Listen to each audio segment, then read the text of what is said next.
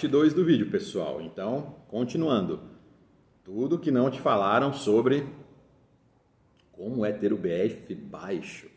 Então é isso aí, pessoal. Então, vou pedir de novo que vocês deixem o like, que vocês se inscrevam no canal, para que vocês deem aí uma fortalecida no canal, pessoal, para que o canal possa ter alguma... eu sei que esse canal nunca vai ser lá grande coisa, mas assim, que possa ter pelo menos um pouquinho maior de relevância ali, até para atrair algumas...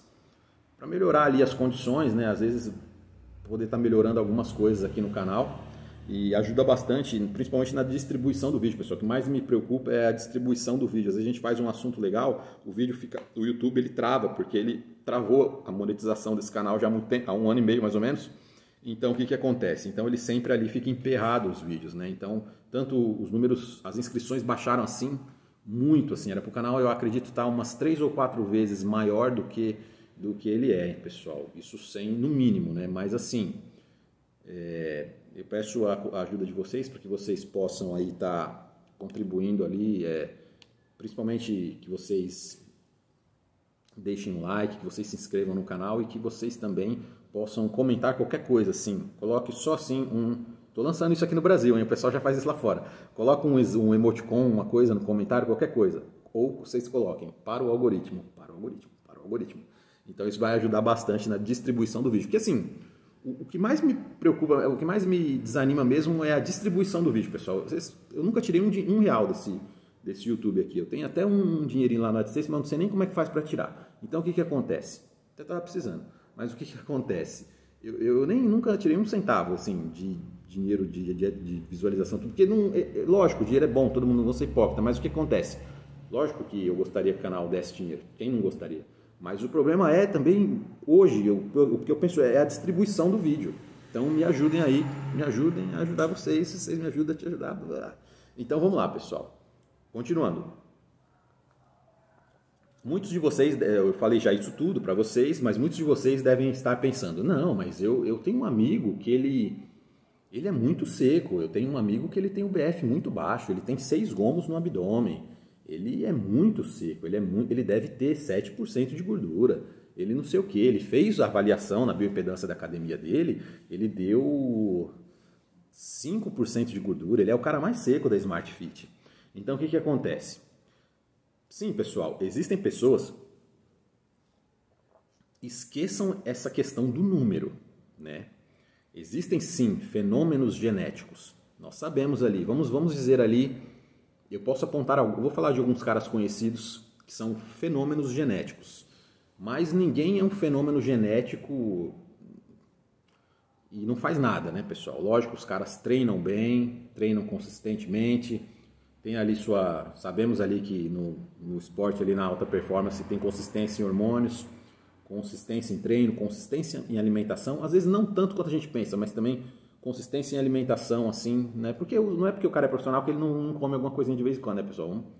Mas às vezes ali, anos ali de trabalho, dieta, existem atletas mais dedicados, menos dedicados, existem praticantes de musculação mais dedicados, menos dedicados. Agora a gente falar em menos de 8%, já é um pouco complicado. Às vezes as pessoas, a maioria das pessoas leigas, elas tiram muito pela linha abdominal do cara. Se o cara tem 6 gomos na barra, não, ele tem o percentual bem baixo. Só que, pessoal, se ele virar de costas e você der uma batidinha na pele do cara, ela balança assim até. Então o que acontece? Às vezes muitos caras não acumulam gordura na parte da frente, acumulam gordura na parte de trás, como eu já falei. Então, para um cara falar em 7%, pessoal, eu vou falar para vocês, para falar em 7%, talvez até em 7,5%, 8%, na minha visão, isso é eu que estou falando. O glúteo dele já tem que estar, no mínimo, levemente estriado, pessoal. Isso nós não vemos, e dificilmente a gente vê um glúteo estriado num cara que não é atleta. Então, mais para frente eu vou falar por quê. Então, pessoal, se você se gaba ali de ter 7%, 8%, olha no espelho. Dá uma trancadinha assim no glúteo, olha assim, dá uma trancadinha assim na frente do espelho. Se tiver um trisco de dobra, que até atletas profissionais de Classic Physique, caras de um nível alto, às vezes apresentam, você não tem 7%. Vou dar um exemplo aqui, o Rastam Mustafa. É um fisiculturista gigante do Oriente Médio, né? Acho que está nos Estados Unidos agora, compete várias vezes aí. Você vê o cara no Instagram, o cara parece o cara mais seco do mundo. Você fala, o cara vai ganhar o Mr. Olímpia. Quando ele aparece no palco, Por quê? Porque ele não acumula quantidades consideráveis de gordura nas partes que nós vemos nas postagens do dia a dia dele no Instagram. Porém, quando ele está no palco, podem reparar, quando ele virar de costas, ele tem muitas sobras de gordura, muito mais do que um atleta profissional deveria apresentar no palco. Ele tem muitas sobras de gorduras no glúteo.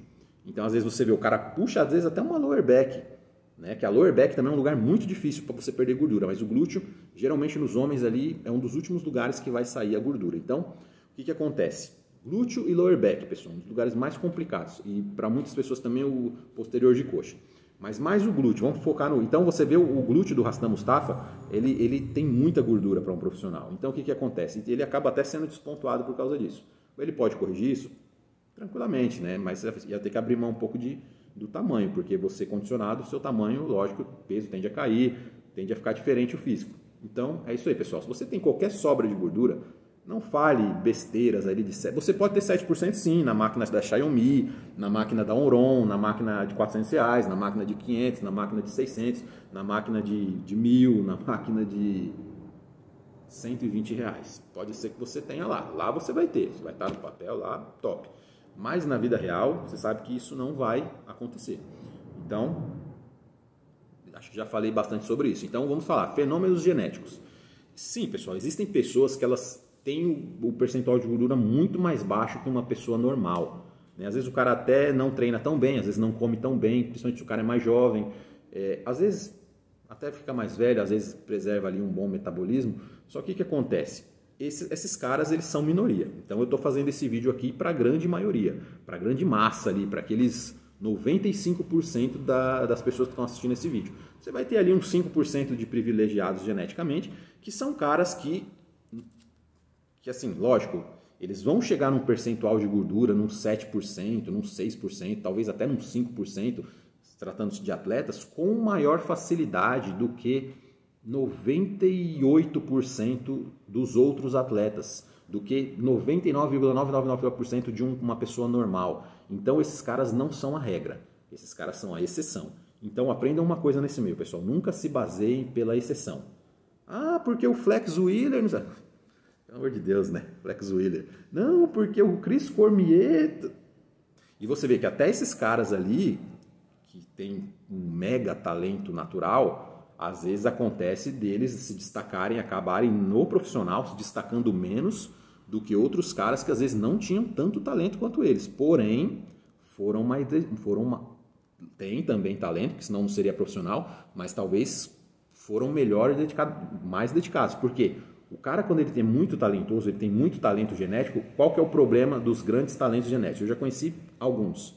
Você não conhece muitos durante a sua vida. Às vezes, eu nesses 20 anos de musculação, eu conheci talvez uns colegas meus, assim, 3 talvez.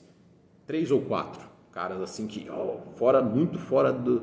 Que, assim, que se fossem dedicados ali, minimamente dedicados, poderiam fazer muito dinheiro com bodybuilding. Então, mas, infelizmente, uns não têm a vontade... Até aí tudo bem, a gente respeita, ninguém precisa ser atleta, ninguém precisa viver disso, a gente respeita. Mas tem uns que tentaram e, tipo, a maioria dos caras, eles não tem, talvez, tanta força mental como, às vezes, você pega um cara piorzinho, o cara chega mais longe do que... Eu assim, não estou dizendo que eu sou lá grande coisa, né, pessoal, como atleta, mas, assim, eu consegui alguns títulos, algumas coisas, alguns físicos, algumas coisas que... Muitas pessoas até que davam risada de mim no começo, tipo, caras que se achavam ali muito superiores ali há 15, 20 anos atrás, há 10 anos atrás, os caras não chegaram a lugar nenhum, tentaram ser atletas, não conseguiram, não fizeram nada, não aguentaram 2 semanas de dieta. Caras com um potencial muito melhor que o meu. Então eu consegui superar muitos desses caras. Mas por quê? Força de vontade, pessoal, porque minha genética ela não é adequada para ser não é a melhor genética para ser um fisiculturista nem amador de alto nível.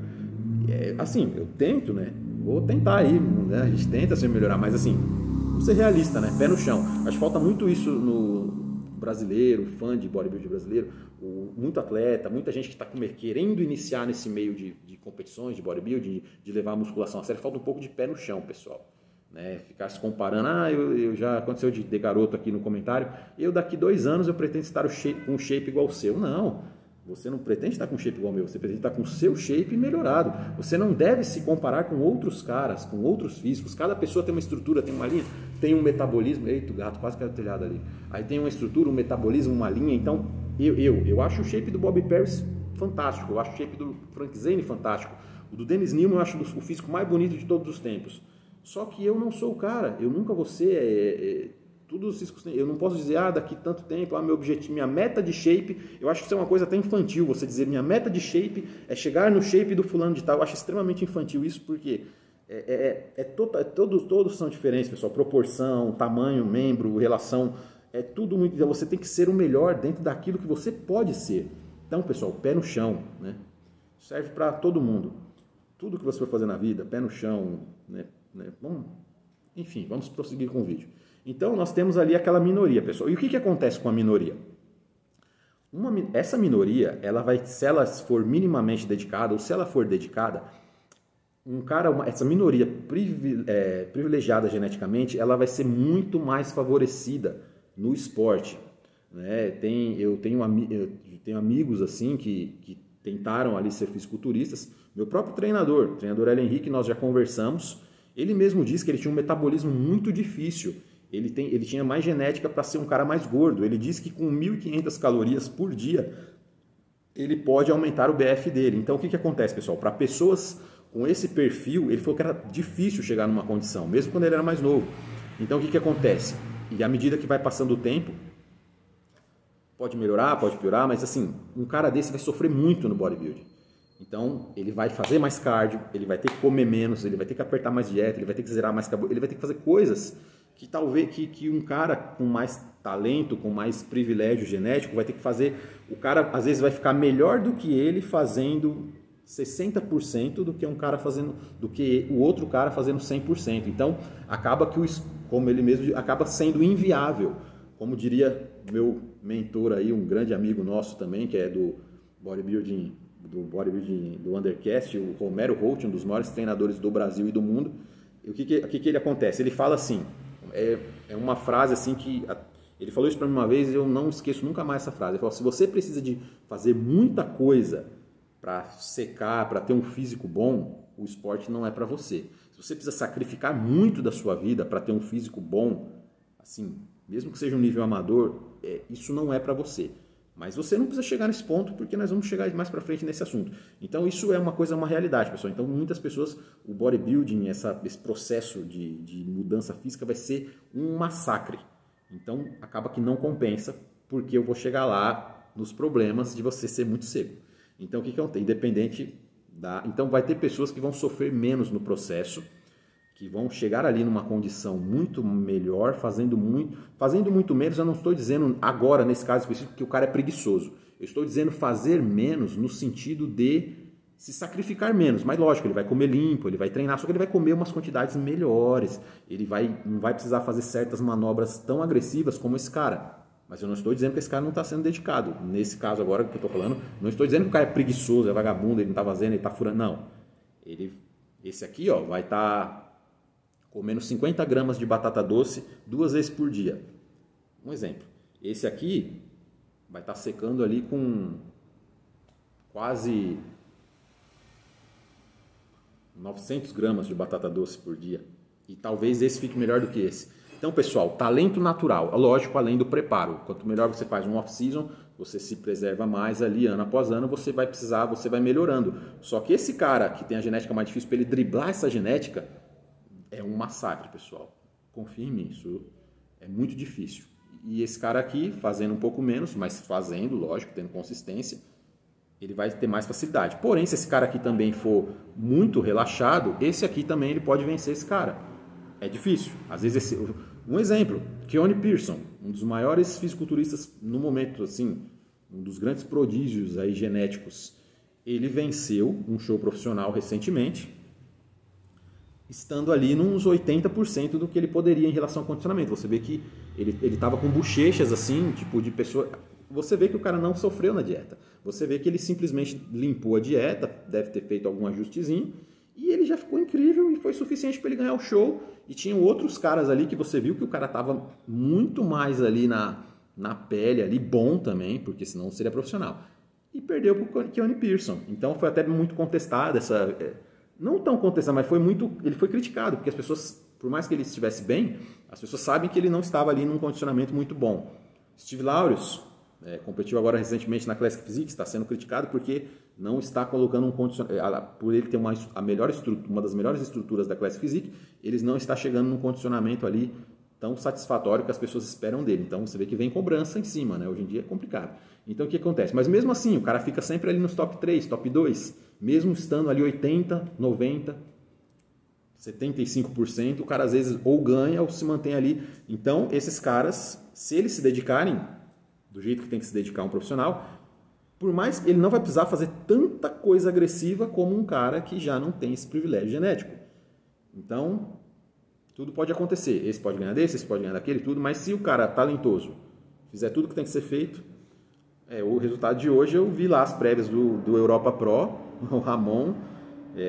Eu tinha comentado com alguns amigos meus que eu acreditava que pelo menos entre os 4 ele ficaria.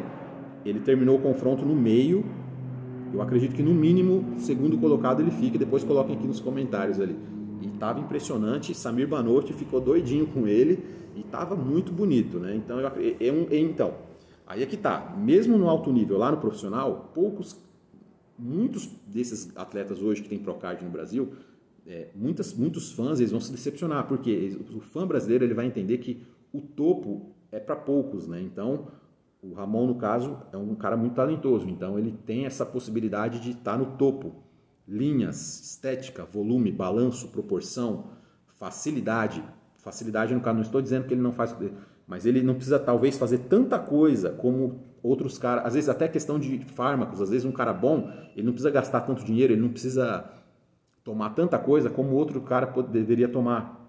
Esse é o ponto que eu quero chegar. Então, você vê, Zancanelli, Ramon são caras que têm uma genética, Moisés Mutante, uma das melhores genéticas do Brasil. Então, mesmo com a idade dele, assim, o cara, só quem viu pessoalmente sabe o que eu estou falando. Para mim, é a melhor genética do Brasil. Então, dos caras que vocês conhecem. Então, o que acontece?